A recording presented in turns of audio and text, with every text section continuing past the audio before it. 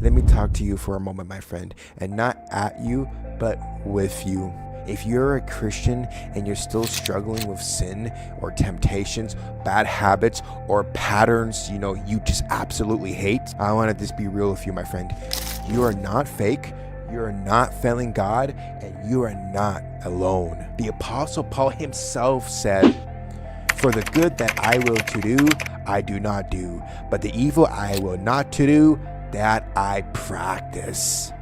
My friend, that is Paul saying that, a man used by God. So why does this happen? Without further ado, let's dive into today's message.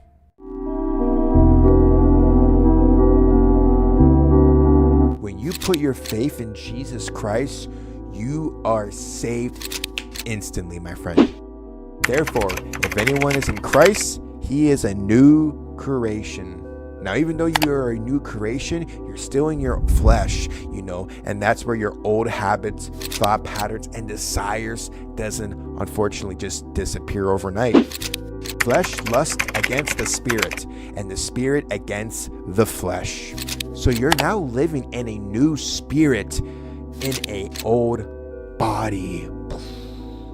That tension is real. But hear this clearly, my friend. Struggle does not mean you are owned by sin. Sin shall not have dominion over you. So, my friend, you may feel pulled away, but you don't belong to it anymore.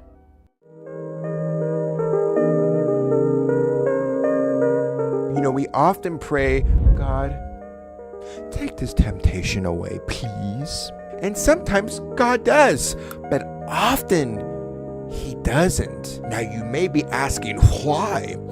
Because, my friend, God is much more interested in forming Christ in you than just making life easy. The Apostle Paul prayed 3 times for God to remove his thorn, his struggle, and God answered, "My grace is significant for you, for my strength is made perfect in weakness." God's answer isn't always just removal, it's dependence.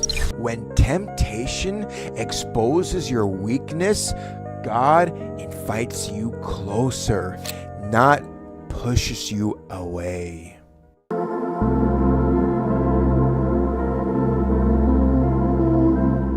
My friend, if you feel grief over sin, that is not condemnation. That's the Holy Spirit working for you. As many as I love, I rebuke and chasten.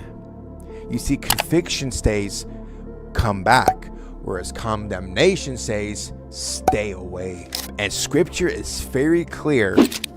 There is therefore now no condemnation to those who are in Christ Jesus. So, my friend, when you fall, don't run from God. Run to him. If we confess our sins, he is faithful and just to forgive us. But let me say this very gently and honestly, my friend, and that is, grace is never a license to just stay in sin. Shall we continue in sin that grace may abound? Certainly not. So, my friend, grace empowers repentance, and grace teaches obedience.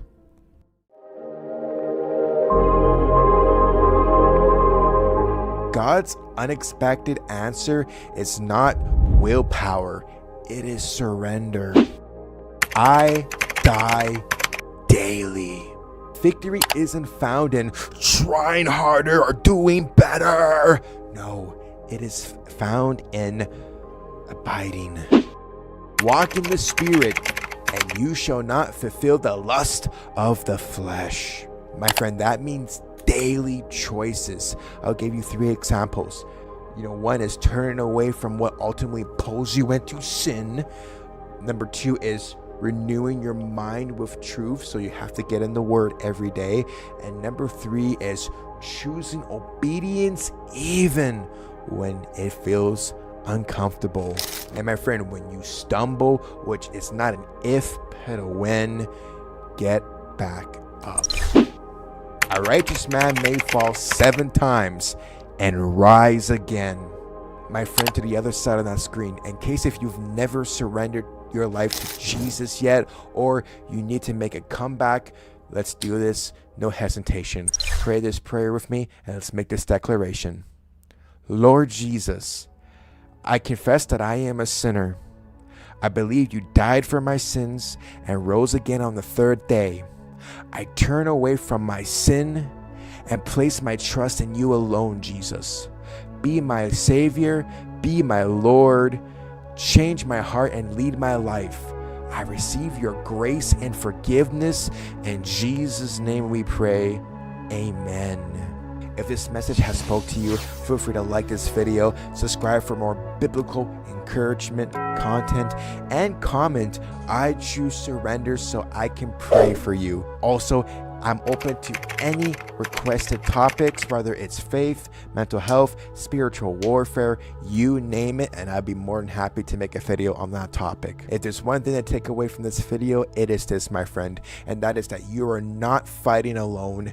God is patient, God is working, and by His grace, you will grow.